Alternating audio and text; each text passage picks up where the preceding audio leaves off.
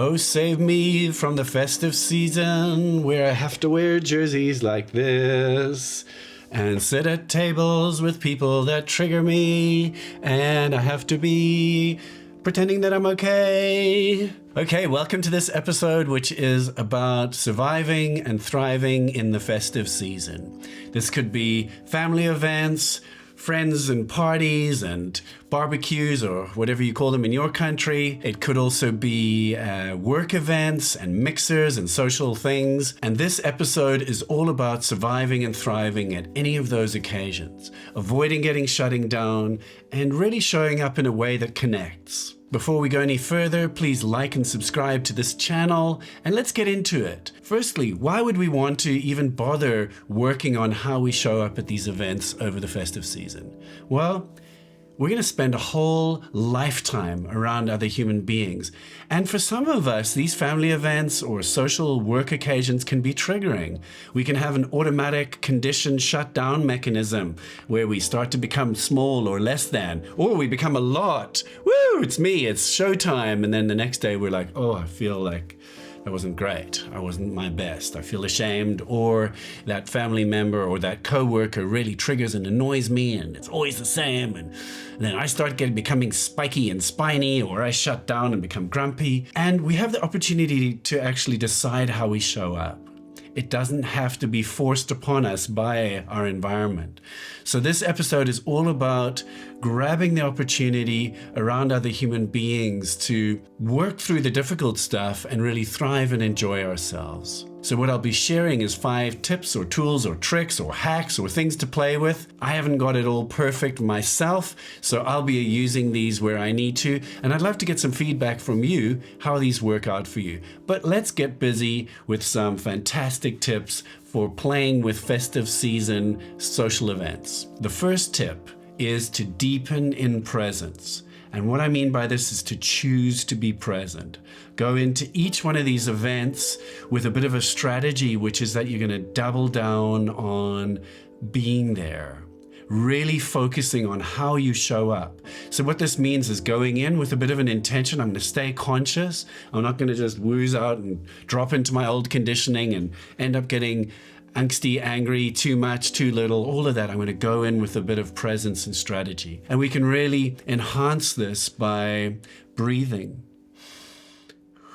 Sitting at any of those tables or standing at that mixer with your kombucha and just breathing and grounding.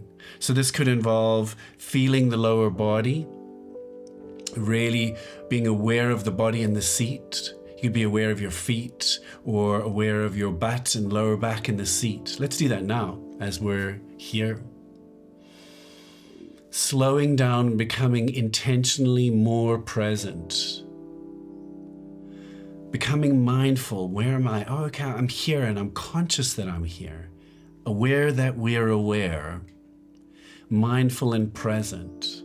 Almost becoming aware of a 360-degree awareness around us and inside ourselves. Deeply, deeply present. This way we're much more resourced. We've got more choices. We've almost made a big pause and said, oh, okay, how's this going to play out? Let's see, but I'm ready. Okay. Second step might sound counterintuitive, but involves put yourself inside a protective bubble. Separate from everyone.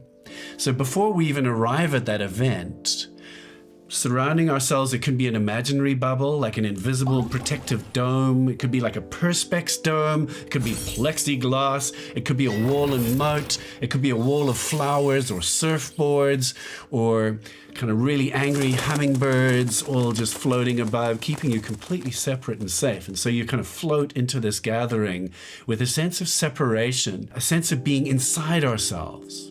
So this technique is taught in some forms of relationship therapy, as well as energy techniques and many more. The idea is put yourself in this bubble, separate from everybody, so you're less plugged into what everyone's doing and likely to be overwhelmed or triggered, almost separating a little bit. And this is great for all of you people who are HSP, highly sensitive people, or empaths, or just generally sensitive. I'm a sensitive human being. I find this really, really useful. So we use this bubble just to create a little bit of distance and separation.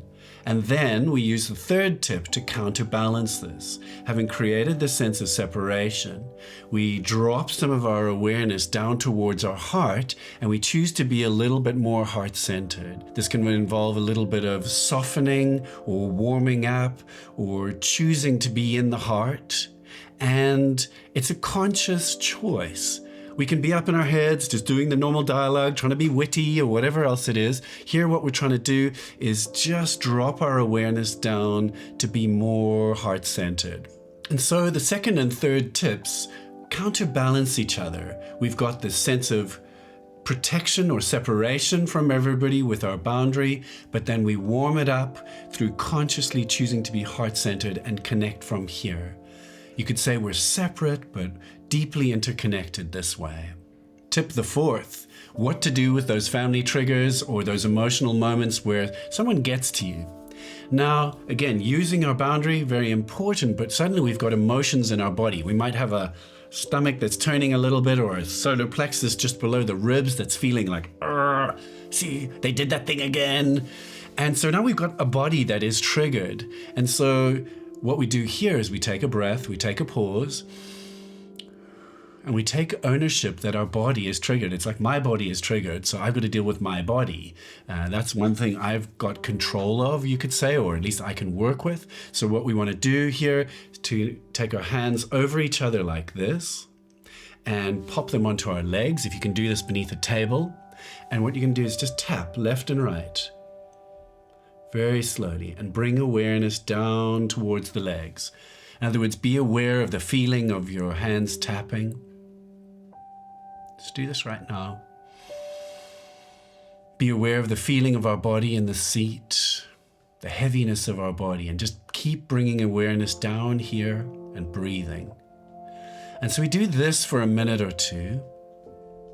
Now, if you're standing and you can't be tapping your arms like that socially, you could just do this, your feet inside your shoes, for example. Just tap, tap, tap, and bring awareness down into the lower body for a minute or two. We are aiming to regulate our nervous system. Rather than just have these feelings happen to us, hijack us, and it's happening to me and I feel bad. It's, okay, I feel bad, but I'm also going to work with that. I'm going to work with my triggered nervous system and see if I can bring it back into a state of regulation. So we're tapping like this. Once we've done this for a minute or two and regulated ourselves somewhat, then we can move our awareness into the feelings in the belly. Not necessarily don't go into the story, oh, they shouldn't have said this. Go into the feeling. What am I feeling in my body, in my belly, in my chest? And keep tapping and just notice what you're feeling without going into the story, and keep breathing and regulating, but connecting with the feeling, but allowing this bilateral stimulation to help you process the moment. So we're feeling it. We're not running away from the feeling, but we're processing it. Again, if this is too overwhelming, if the feeling's too strong, then I suggest slow down, take a break, leave the table, go and resource yourself somewhere else, go to the garden or the toilet and just breathe or have a cry, whatever you need to do, and then come back and hopefully you're a little bit more regulated. But this processing of emotions can be really, really helpful. You can be triggered and untriggered in the space of 3 or 4 minutes rather than carrying it for 3 weeks afterwards, which many of us do. I've definitely done that in my time too. Fifth tip or tool, and a really sweet, poignant one, is taught in many traditions, which is to die before you die, which is to be aware of the impermanence of all of this.